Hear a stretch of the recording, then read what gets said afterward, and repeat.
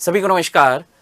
आज बात करने जा रहे हैं, फिर कह दूं, ये जो वीडियो है आपको अवेयर करने के लिए, डरने के लिए नहीं। डरना नहीं है, पैनिक नहीं करना है, ठीक है। बट जो हमारे आसपास घटनाएं हो रही है उनसे अवेयर जरूर रहना है, सतर्क रहना है। कोविड-19 के बाद हमने ब्लैक फंगस की बात की थी, इस पर भी हमने वीडियो बनाया था, ब्लैक फंगस। और अभी रिसेंटली हम बात करें, पटना में, बिहार के पटना में 4 ऐसे केस मिले हैं जिसमें ब्लैक फंगस के अलावा व्हाइट फंगस का इन्फेक्शन दिखाई दिया है।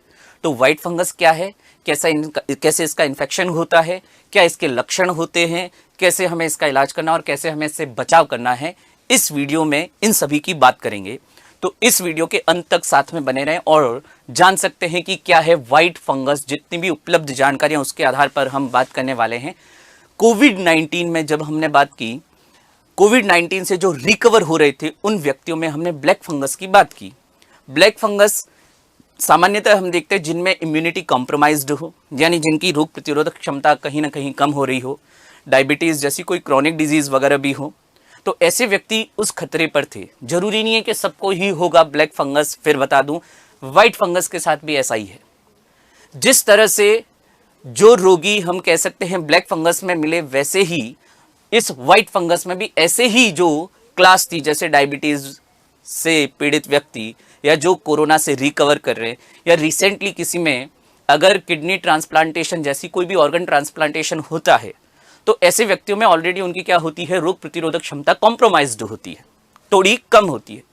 ऐसे व्यक्तियों में फंगल इन्फेक्शन होने का खतरा बना रहता है। भाई, फंगल इन्फेक्शन की बात करते कोई नया नहीं है। जो दाद, खाज, खुजली वगैरह हमें कॉमन जो बीमारियां होती है, अक्सर वो फंगस से होती है, सामान्यतया इन जनरल। तो वैसे ही ये फंगस जो है व्हाइट फंगस, ब्लैक फंगस के बाद ये व्हाइट फंगस के केस पटना में जो 4 मिले, उनके बेसिस पर ही ये वीडियो बनाया गया है। तो अगर हम बात करें व्हाइट फंगस के, ये केस पटना में या बिहार में मिले, ध्यान रखना है 4 केस मिले। अच्छी बात बता देता हूं, चारों को एंटी फंगल ड्रग्स दी गई और अच्छे से वो रिकवर भी कर रहे हैं। अगर हम बात करें आगे कि ये व्हाइट फंगस जो है कैसे, कहां पर संक्रमण करता है, कैसे लोग इसके लिए ज्यादा संक्रमित होने की जिनकी संभावना रहती है, या इसका पता कैसे चलेगा। तो पहली बात कि जो कोविड-19 के जैसे लक्षण मिले लेकिन इनकी टेस्ट रिपोर्ट नेगेटिव आई, जो ये 4 लोग थे, इनमें कोविड-19 जैसे लक्षण दिखाई दिए, सिम्टम्स दिखाई दिए, लेकिन जब इनकी आरटी-पीसीआर रिपोर्ट की गई, नेगेटिव आई। बार बार रिपीट किया तो भी नेगेटिव आई। तब डॉक्टर्स ने सोचा कि लक्षण बिल्कुल कोविड जैसे, फिर भी आरटी-पीसीआर टेस्ट नेगेटिव आ रहा है, क्या कारण होगा। तो फिर और अंदर जैसे कह सकते हैं सीटी स्कैन वगैरह किया गया, एचआरसीटी यानी हाई रिजोल्यूशन कंप्यूटेड टोमोग्राफी किया, तो इंटरनल ऑर्गन्स में, आंतरिक अंग जैसे फेफड़े, भाई ब्लैक फंगस तो क्या है, मोटे मोटे तौर पर फेफड़ों को या हमारे जो हेड वाले पार्ट को, ब्रेन को, या हमारे इंटरनल फेशियल पार्ट्स को अफेक्ट करता है। ये व्हाइट फंगस इसलिए खतरनाक है क्योंकि ये हमारे इंटरनल ऑर्गन्स में, नाखून में, त्वचा में, स्किन में, किडनी में, ब्रेन में, या फिर हम बात करें हमारे जो जेनाइटल ऑर्गन्स होते हैं, प्राइवेट पार्ट्स होते हैं, वहां पर भी इसका इन्फेक्शन देखा गया है। यानी इंटरनल ऑर्गन्स तक भी ये इन्फेक्शन कर रहा है, इसलिए थोड़ा ज्यादा खतरनाक है। और डरने की नहीं, थोड़ा सावचेती बरतने की जरूरत है, थोड़ा सा ध्यान रखने की जरूरत है, केयर करने की जरूरत है। तो फेफड़ों में संक्रमण करता है तो फेफड़ों में एचआरसीटी करके पता चल सकता है कि हाँ इन्फेक्शन है और कितने एक्सटेंट तक फैला है।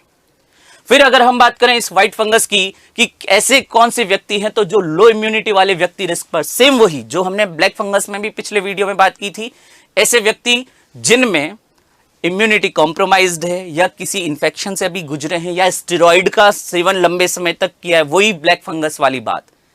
यानी जो ब्लैक फंगस के लगने के या होने के कारण जिन व्यक्तियों में होता था, वो व्हाइट फंगस के साथ भी है। सावधानी क्या बरतनी है, जिन्होंने अभी रिसेंटली कोविड-19 का ट्रीटमेंट लिया है, ऑक्सीजन सिलेंडर वगैरह पर रहे हैं, या स्टेरॉइड दवाएं ली है, या कोई और जैसे हम बात करें डायबिटीज वगैरह बीमारी है, या किन्होंने किडनी ट्रांसप्लांट जैसे कोई भी ऑर्गन ट्रांसप्लांटेशन करवाया है, ऐसे व्यक्तियों को सतर्क रहने की जरूरत नहीं है। डरना नहीं, सतर्क रहना है, सावधान रहना है, अलर्ट रहना है, केयर करनी है, अवेयर रहना है। ऐसे नहीं कि मुझे भी अब ये बीमारी हो जाएगी, मैं तो कोविड-19 से रिकवर हुआ, नहीं, ऐसा कुछ नहीं है। आप अपने साफ सफाई का ध्यान रखें। आसपास अगर जैसे हो सकता है चोट लगी हो, कट लग गया हो, घाव लग गया हो, तो उसकी टाइम से सफाई करते रहें। और घर पर भी अगर जैसे कई जने ऑक्सीजन कंसंट्रेटर आजकल घर पर भी यूज़ करते हैं, या जैसे हॉस्पिटल में भी आप जैसे देखते होंगे जहाँ पर ऑक्सीजन सिलेंडर होता है या वो पाइपलाइन से ऑक्सीजन आती है, वहाँ पर एक छोटा सा बॉटल सी लगी हुई रहती है जिसे लिखा हुआ रहता है ह्यूमिडिफायर। तो ह्यूमिडिफायर में जो हम जल यूज़ करते हैं, वाटर यूज़ करते हैं, वो डिस्टिल वाटर होना चाहिए या आरओ वाटर होना चाहिए।